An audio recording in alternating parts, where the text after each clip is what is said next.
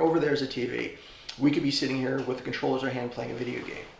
So on the video game, we would be watching in the little world, the little universe on the TV screen, there would be little people running around.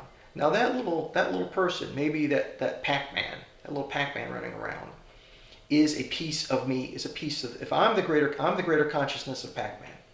The Pac-Man is following the rules of the world as he perceives it, as guided by me. The Pac-Man cannot understand that that I'm looking for a job, or that I'm having problems with my girlfriend, or that I'm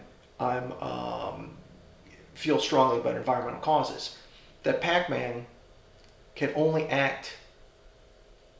think within the limits of his little Pac-Man world.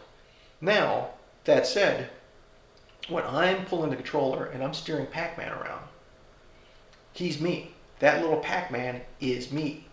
But he's a small, very narrow part of me that exists within a small, very narrow world. Now, we look at me sitting here in the chair playing Pac-Man. Now, what I believe is that we step back literally past the edge of the universe, and there is the real me. And so Pac-Man, as Pac-Man is to me, is a small little tiny bit of who I am.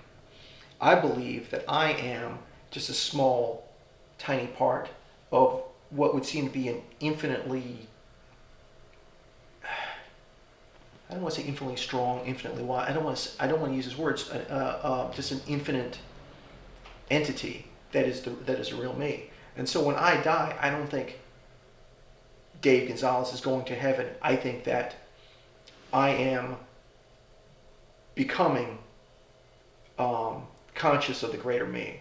Much as the little part of me, when I'm playing, I'm focusing, I'm trying to grab that banana and the strawberries and all the fruit playing Pac-Man, that's me. For that moment, all I'm looking at is his dots and the fruit I'm doing around. And then the phone rings, or the game ends, which would be a version of like death. And that bit of consciousness focused on the little dots and the fruit and trying to avoid the ghost is now back in me.